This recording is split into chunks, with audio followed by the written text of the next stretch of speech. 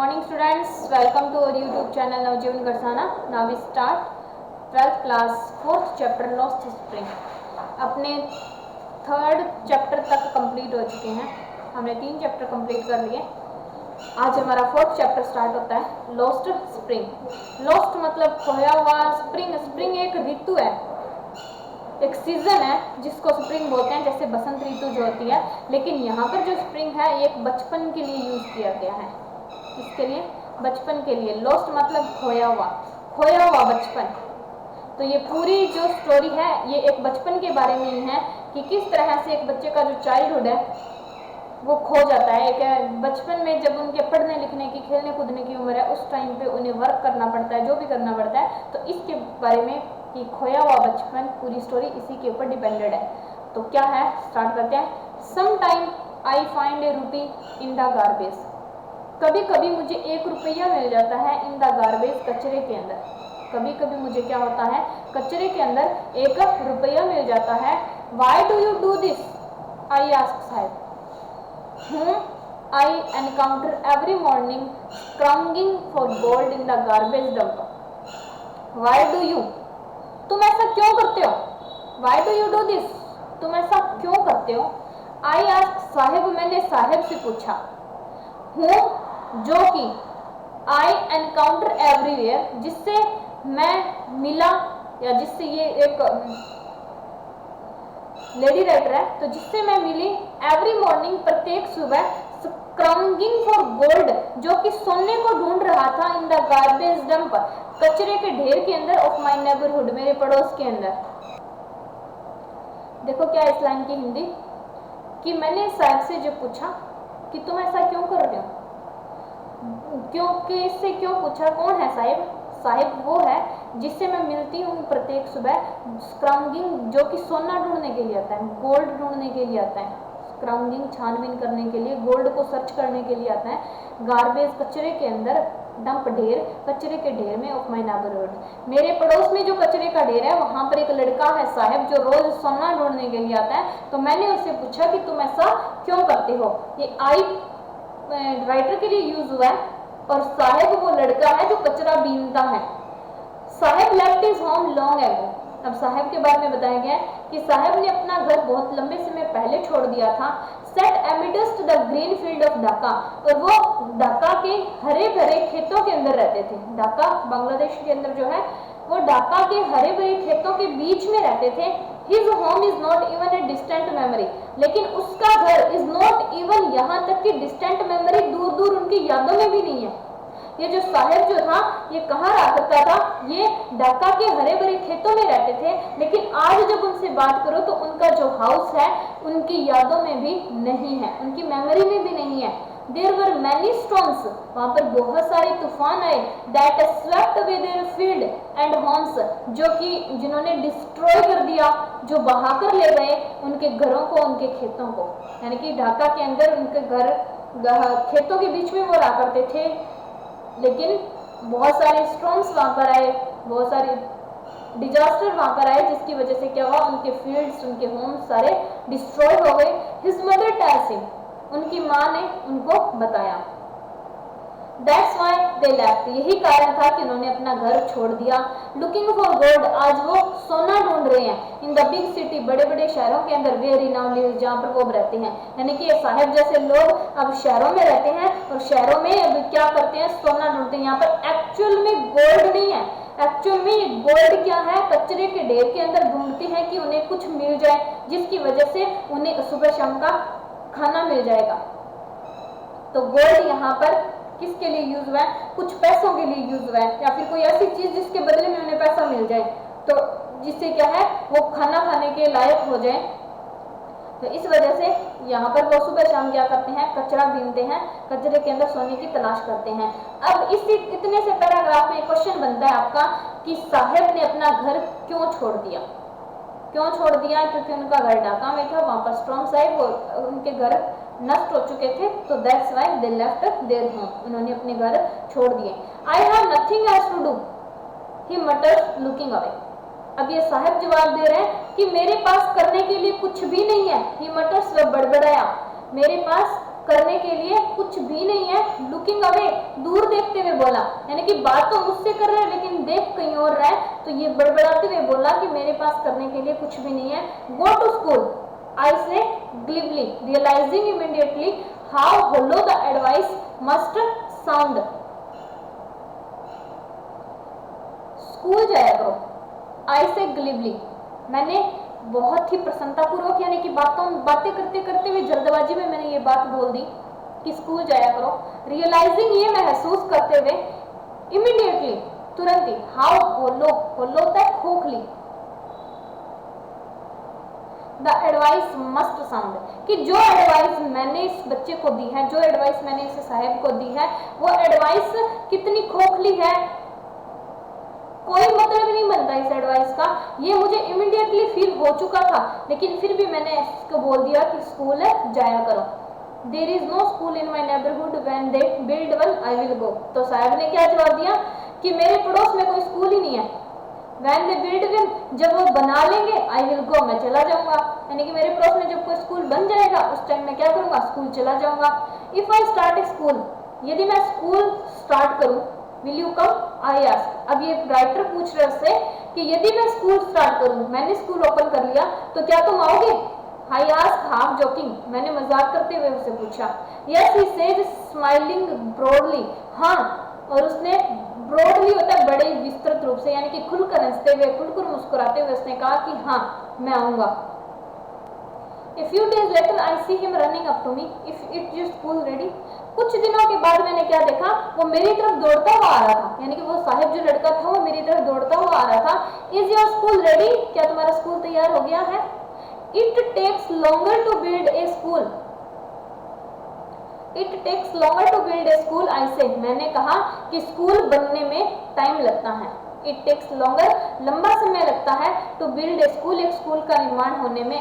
Embarrass होना, शर्मिंदा होना, at having made a promise that was not made, मुझे शर्मिंदगी हुई, मैं बहुत embarrass फील किया at having made, कि मैंने एक ऐसा प्रॉमिस किया था जिसका कोई अर्थ नहीं बनता था। यानी कि मैंने कहा कि मैं स्कूल शुरू करूंगी तो क्या तुम आओगे? उसने बोल दिया हाँ आऊंगा। आज वो पूछ रहे हैं कि क्या तुम्हारा स्कूल ओपन हो गया है। इस बात पर मुझे बहुत एम्बैरेसमेंट फील हुआ, क्योंकि मैंने उससे एक ऐसा प्रॉमिस किया था जिसका कोई अर्थ नहीं था, जिसका कोई मतलब नहीं था। But promises like mine abound in every corner of his bleak world.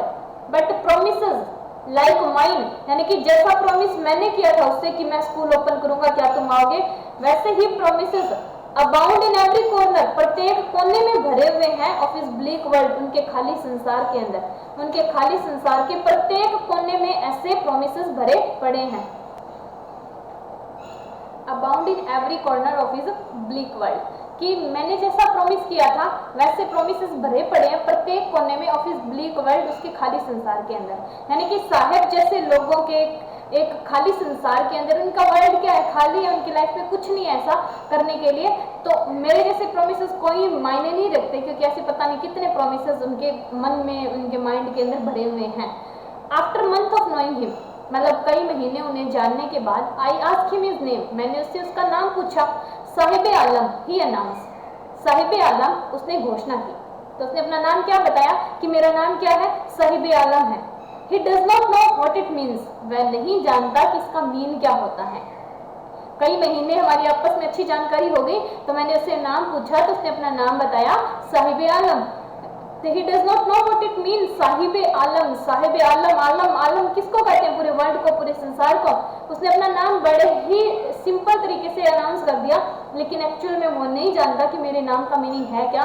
If he new it's meaning, यदि वो अपने नाम का मीनिंग जानता, लॉर्ड ऑफ द यूनिवर्स, तो क्या है साहिब आलम का, लॉर्ड, भगवान ऑफ द यूनिवर्स, इस ब्रह्मांड का, इस वर्ल्ड का, इस पूरे यूनिवर्स का जो देवता है उसको साहिब आलम बोला जाता है। He would have a hard time believing it, तो इसे अगर मीनिंग पता चल जाए तो he would a hard time, तो उसका बहुत मुश्किल समय होगा believing it, इस बात पर विश्वास करना कि मेरे नाम का मीनिंग इतना बड़ा है, इस बात पर बिलीव करना उसके लिए एक हार्ड टाइम हो जाता, मुश्किल समय हो जाता।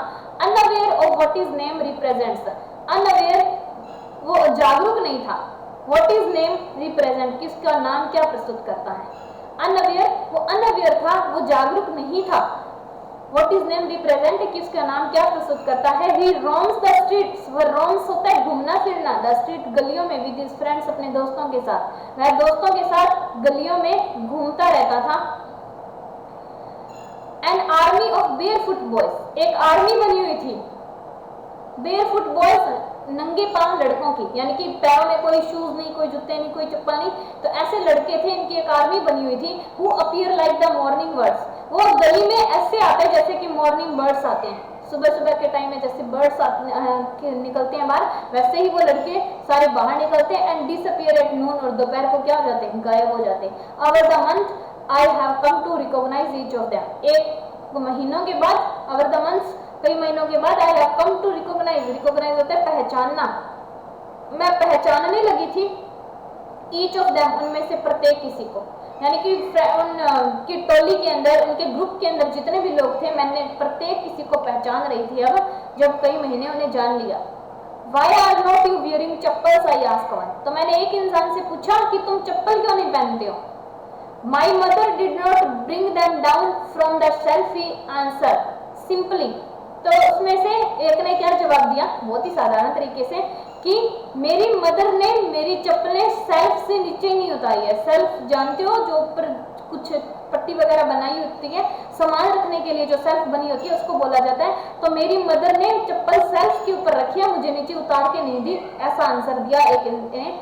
Even if she did he will throw them off, adds another who is wearing shoes that do not match. तो इस बात पर एक और लड़का था, क्योंकि कई सारे लड़के थे, तो दूसरे ने क्या जवाब दिया, इवन इफ, यदि इसके पास होता, शी डिड, वह उतार के दे देती, he will throw them off, वह ऐसे दूर फेंक देता, यानी कि यदि इसकी मदर इसको चप्पल उतार के दे भी देती तो वो उसे पहनता नहीं, उसे क्या कर देता, थ्रो कर देता। एड अनदर, दूसरे ने ये बात जोड़ी, हु इज वियरिंग, जिस लड़के ने शूज पहन रखे थे, दैट डू नॉट मैच, जो कि मैच नहीं करते थे। उस लड़के ने शूज पहने हुए हैं, जूते पहने हुए हैं, लेकिन दोनों पैरों के जो शूज हैं वो अलग अलग टाइप के हैं, अलग अलग प्रकार के हैं, मैच नहीं करते। When I comment on it, he suffers his feet and says nothing. जब मैंने ये कमेंट किया, he suffers his feet, उसने अपने पैरों को पटका, says nothing, लेकिन कुछ नहीं कहा। I want shoes, मैं जूते चाहता हूँ, says the third boy, तीसरे लड़के ने बोला। अब तीसरा लड़का भी बीच में बोल रहा है कि मुझे भी जूते चाहिए। Who has never owned a pair all his life, क्योंकि आज तक जितनी भी लाइफ उसने जी है, उसने अपनी लाइफ में एक पेयर शूज का भी नहीं देखा, यानी कि एक जोड़ी जूते भी उसने अब तक नहीं देखे थे। Traveling across the country, I have seen children walking barefoot. यात्रा करते हुए अक्रॉस द कंट्री, पूरे देश की, अब ये राइटर बोल रहा है कि जब पूरे देश की जब मैंने यात्रा की, आई हैव सीन चिल्ड्रन, मैंने बहुत सारे ऐसे बच्चे देखे, वॉकिंग बेयरफुट, जो नंगे पांव चलते हैं। In CTs on village road, शहरों के अंदर, गांव की सड़कों के अंदर, ऑन विलेज रोड, मैंने पूरे कंट्री की जब ट्रैवल किया तो बहुत सारे बच्चों को ऐसे देखे जो नंगे पांव चलते हैं शहरों में, गांव की सड़कों के ऊपर। It is not lack of money, इसका मतलब ये नहीं है, यानी कि जो पूरे कंट्री, ये इन लोगों की बात नहीं कर रही जो उसके सामने है, ये पूरे कंट्री के अंदर इसने बहुत सारे ऐसे बच्चे देखे जो चप्पल्स नहीं पहनते, जो नंगे पांव घूमते हैं। तो it is not lack of money, कारण ये नहीं है कि उनके पास पैसे की कमी है, but a tradition to stay barefoot is one explanation. ये बेयरफुट रहने की उनकी परंपरा है, क्या है, उनकी ट्रेडिशन है, उनकी रिवाज है कि वो बेयरफुट रहेंगे। किसी एक ने ये बात स्पष्ट की। I wonder if this is only an excuse to explain away perpetual state of poverty, तब मैंने आश्चर्य किया, if this is only excuse, कि क्या ये एक बहाना है, टू एक्सप्लेन, स्पष्ट करने के लिए, away perpetual state of poverty, अपने गरीबी की जो अस्थायी, क्या है, अस्थायी, अपने गरीबी की जो अस्थायी स्थिति है, यानी कि ये लोग जो भी एक्सक्यूज दे रहे हैं कि चप्पल उतारी नहीं है, मेरे पास है नहीं, तो क्या इनके पास पैसे की कमी है या फिर परंपरा है, क्या है, ये क्या एक्सक्यूज जो दे रहे हैं नंगे पांव रहने के, कि क्या ये अपनी गरीबी को छुपाने की कोशिश कर रहे हैं, क्या ये अपनी गरीबी की व्याख्या कर रहे हैं कि हम इतने गरीब हैं, यानी कि अपनी पॉवर्टी को एक्सप्लेन कर रहे हैं मेरे सामने। आई रिमेंबर ए स्टोरी, तभी मुझे एक कहानी याद आ गई एक आदमी की, from Udupi once told me, जो कि उडुपी की कहानी है, एक बार मुझे सुनाई गई थी। A young boy he would go to school past an old temple, एक लड़का था, he would go to school, वो स्कूल जाता था, पास्ट एन ओल्ड टेम्पल, एक पुराने मंदिर के पास से होकर के। Where his father was a priest, जहां पर उसके पिताजी पुजारी थे, यानी कि एक मंदिर के पास से गुजर के एक लड़का स्कूल जाया करता था और उस मंदिर में उसके पिता पैरिस्ट का काम करते थे। He would stop briefly at the temple, वह थोड़ी देर के लिए मंदिर में रुकता, and pray for a pair of shoes, और प्रार्थना करता भगवान से, किसके लिए? एक पेयर शूज के लिए। 30 years later, 30 सालों के बाद, आई विजिटेड हिज टाउन, मैं उसी कस्बे में वापस गई, एंड द टेम्पल, उसी मंदिर में गई, which was now drawn in air of desolation, जो कि अब ड्रोन मतलब होता है डूबना, और डिसोलेशन का मतलब होता है एकांत। जो गांव, जो मंदिर अब क्या है? एकांत में डूबा हुआ है, वहां पर अब कुछ भी नहीं है। इन द बैकयार्ड, पीछे का जो आंगन है, पीछे का जो जगह है, वेयर लिव द न्यू पैरिस्ट, वहां पर नया पुजारी रहता है। यानी कि ये जो एक लड़का था जो स्कूल जाने था मंदिर के पास से होकर के एक पेयर शूज के लिए प्रे करता है, ये 30 साल पहले की बात है। और 30 साल बाद जब मैं उसी मंदिर में गई, उसी गांव में वापस गई, तो वहां पर आज एक नया पुजारी है। There was red and white plastic chairs, वहां पर अब लाल और व्हाइट कलर की प्लास्टिक की चेयर पड़ी है। A young boy dressed in a grey uniform, आज भी वहां पर एक छोटा लड़का है जिसने ग्रे कलर की यूनिफॉर्म पहन रखी है, वेयरिंग शॉक्स पहन रखी है, शूज पहन रखे हैं।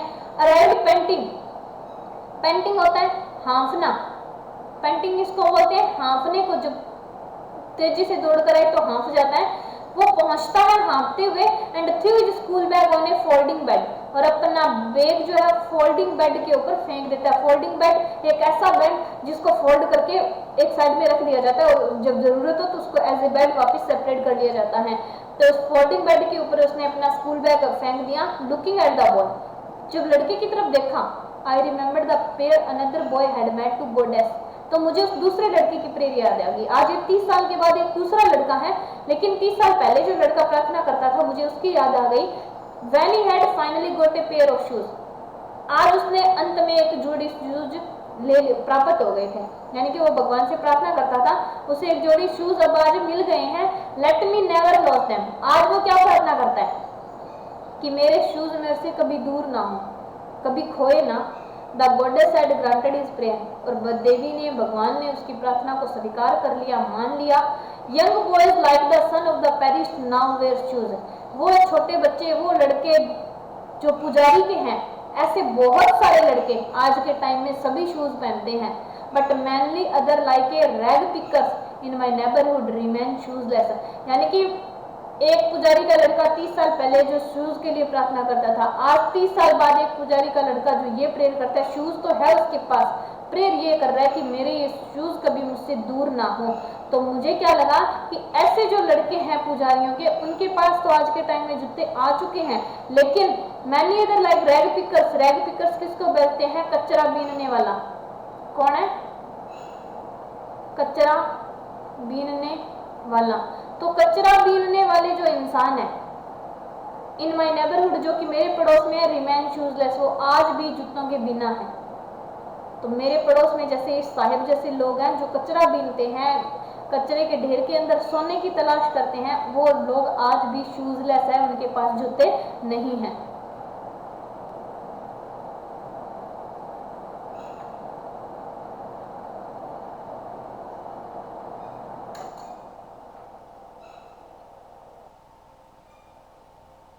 My acquaintance with the barefoot rag pickers leads me to Seemapuri, मेरा जो परिचय था, मेरी जो जान पहचान थी, परिचित होता है इसका मतलब, मेरी जो जान पहचान थी इन बेयरफुट रैग पिकर्स के साथ, कचरा बीनने वालों के साथ, यानी कि साहिब जैसे लोगों के साथ मेरी जो जान पहचान हो गई है, लीड्स मी टू सीमापुरी, इसने मुझे नेतृत्व करवाया, यानी कि मैं लीड करने लग गई आगे सीमापुरी की तरफ, यानी कि ये जगह छोड़ के मैं आगे सीमापुरी की तरफ भी चली गई, जहाँ पर भी रैग पिकर्स थे, यानी कि इनका साथ देते देते, इनका पीछा करते करते मैं सीमापुरी की तरफ गई। A palace on the periphery of Delhi yet miles away from it, एक जगह पेरीहेरी बोलते हैं किसको?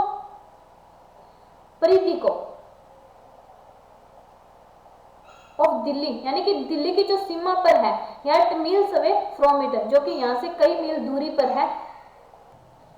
मेटाफोरिकली, मेटाफोरिकली, मेटाफर एक लिटरेरी टर्म है, उसी के रूप में ये यूज हुआ है कि एज ए मेटाफर के रूप में, यानी कि हम कल्पना करें जिस भी रूप से, तो मैं एक सीमापुरी पर गया, जो कि कहाँ पर है? सीमापुरी एक दिल्ली के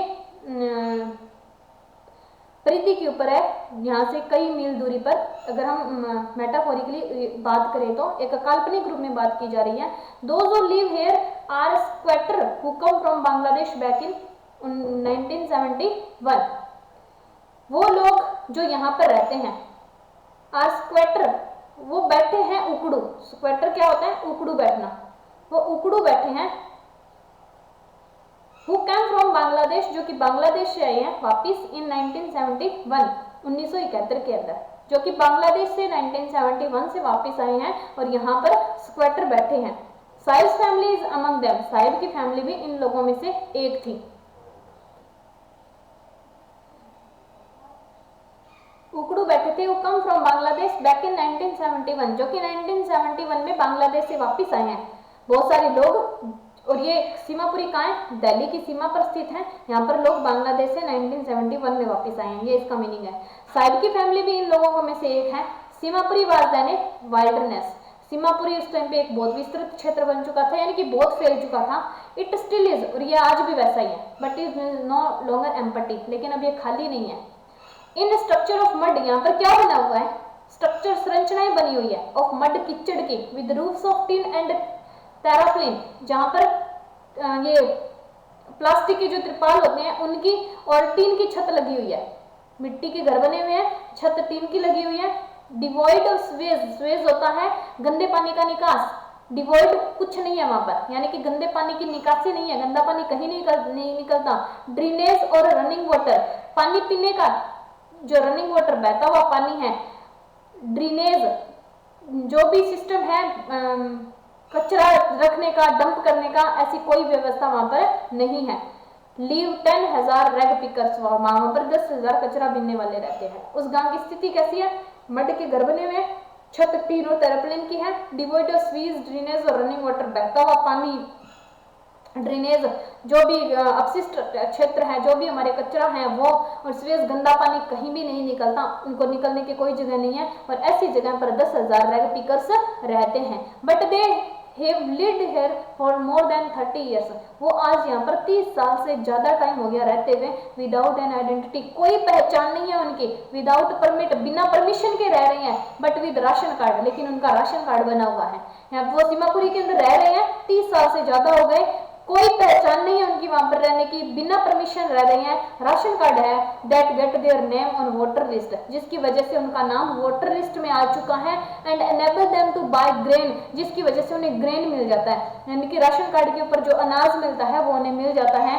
food is more important for survival than an identity, खाना बहुत इंपॉर्टेंट है जिंदा रहने के लिए आइडेंटिटी की बजाय। हमारी पहचान हो या ना हो, लेकिन यदि हम जिंदा रहना चाहते हैं तो हमें फूड की बहुत जरूरत है। तो food is more important for survival than an identity. If at the end of the day we can feed our families and go to bed without an acting stomach, यदि दिन का जब अंत हो, we can feed our family, हम हमारी family को खाना खिला सके, एंड गो टू बेड, और बिस्तर पर चले जाएं विदाउट एन एक्टिंग स्टोमक, बिना पेट दर्द किए। बिना पेट दर्द किए का मतलब है बिना भूख मरे। यदि हम चले जाएं बिस्तर के ऊपर, पूरा जब दिन खत्म हो, खाना मिल जाए, we would rather live here than in the field, तो हम यहीं पर रहना पसंद करेंगे अपने खेतों की बजाय। that gave us no grain, जो हमें कोई दाना नहीं देता, जिसने हमें कोई अनाज नहीं दिया। यानी कि वो खेत जो ढाका में थे वो उनके डिस्ट्रॉय हो चुके थे। तो आज ये लोग क्या कह रहे हैं कि यहाँ पर बहुत गंदगी है, कोई सिस्टम नहीं है, कोई रहने की व्यवस्था नहीं है, लेकिन फिर भी दिन के अंत में हमें खाना मिल जाता है। इसी वजह से हम खेतों की बजाय इसी गंदगी में रहना पसंद करेंगे, क्योंकि यहाँ पर हमें अनाज मिलता है। से group of women in tattered sari, एक ग्रुप था वुमेन का, उन्होंने ये बात बोली, टेटर्ड साड़ी, फटी हुई साड़ी पहनी हुई थी। When I asked them, जब मैंने उससे पूछा, they left their beautiful land of green field and river, कि उन्होंने अपने इतने हरे भरे खेत और नदियों को छोड़ दिया। यानी कि जब मैंने उन औरतों से ये कुछ क्वेश्चन पूछा कि उन्होंने अपने हरे भरे खेत और नदियों को क्यों छोड़ दिया, तब उन्होंने ये जवाब दिया कि हम उन हरे भरे खेतों की बजाय इसी गंदगी में रहना पसंद करेंगे, क्योंकि यहाँ पर उन्हें क्या मिलता है? खाना मिलता है। Whenever they find food, जब भी उन्हें खाना मिल जाता है, they pitch their tents, वे वहीं पर अपना टेंट लगा लेते हैं। यानी कि उनकी कोई जगह नहीं है, जहां भी उन्हें खाना मिला वहीं पर उन्होंने टेंट लगा लिया, रहने की व्यवस्था कर ली। दैट बिकम ट्रांजिट होम, और वही उनके घर के अंदर परिवर्तित हो गया। यानी कि जब वो ढाका से चले तब उन्हें जहां खाना मिला वहीं पर उन्होंने टेंट लगाया, और वो टेंट धीरे धीरे किस में परिवर्तित हो गया? होम के अंदर।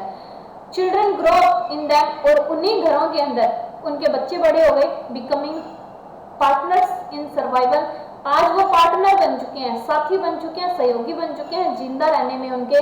The end survival in Seemapuri means rag picking, यदि कोई भी सीमापुरी में आके जिंदा है, यदि कोई सीमापुरी के अंदर जी रहा है, रह रहा है, इसका मतलब यही है कि वो कचरा बीन रहे हैं। सीमापुरी के अंदर और कोई काम नहीं है कचरा बीनने के अलावा। थ्रू द ईयर्स, कई सालों से, it has acquired the proportion of fine art, acquire होता है प्राप्त करना, इन लोगों ने प्राप्त कर लिया है प्रोपोर्शन, अच्छा अनुपात। प्रोपोर्शन किसको बोलते हैं? अच्छा अनुपात ऑफ फाइन आर्ट, कला का। यानी कि आज बहुत साल हो गए इन लोगों को कचरा बीनते हुए, तो कचरा बीनने में भी ना इन्होंने एक बहुत अच्छी कला हासिल कर ली है, यानी कि निपुणता, जीनियस बन चुके हैं ये कचरा बीनने में। Garbage to them is gold, कचरा उनके लिए एक सोना है। क्वेश्चन आएगा आगे, garbage to them is gold mean बताओ इसका। It is their daily bread, gold का मतलब क्या है? उन्हें डेली ब्रेड, रोजाना का खाना मिलता है। ए रूफ, एक छत मिलती है। ओवर देयर हेड, उनके सिरों के सर के ऊपर, उन्हें अपने सर के ऊपर छत मिल जाती है, खाने के लिए भोजन मिल जाता है। Even if it is a leaking roof, चाहे वो छत लीकिंग रूफ ही क्यों ना हो। लीकिंग रूफ होती है टपकने वाली छत, छत तो ऐसी है जो टपकती रहती है, लेकिन फिर भी उन्हें छत मिल गई, उन्हें खाने के लिए भोजन मिल गया, इसलिए उनके लिए कचरा क्या है? एक सोना है। But for a child it is even more, लेकिन बच्चों के लिए ये कचरा उससे भी बहुत ज्यादा है। इवन मोर, इससे भी बहुत गहरा अर्थ निकलता है इसका। तो ये था हमारा आज का चैप्टर लॉस्ट स्प्रिंग। जितना चैप्टर करवाया आप उसको रिवाइज करो, घर पे एक बार रीड करके देखो कि ये चैप्टर है क्या। एक बचपन के बारे में बात की गई है कि जिस बचपन में पढ़ा लिखा जाता है उस बचपन में ये बच्चे क्या कर रहे हैं? कचरा बीन रहे हैं, लेकिन मजबूरी की वजह से। इनके भी कुछ कारण हैं, खाने के लिए इनके पास कुछ नहीं है, कोई काम नहीं है, तो इन्हें कचरा बीनना पड़ रहा है। तो आज का चैप्टर यहीं कंप्लीट होता है। इसका जो भी पार्ट बचा है वो अपने नेक्स्ट वीडियो के अंदर कंप्लीट करेंगे। Thank you.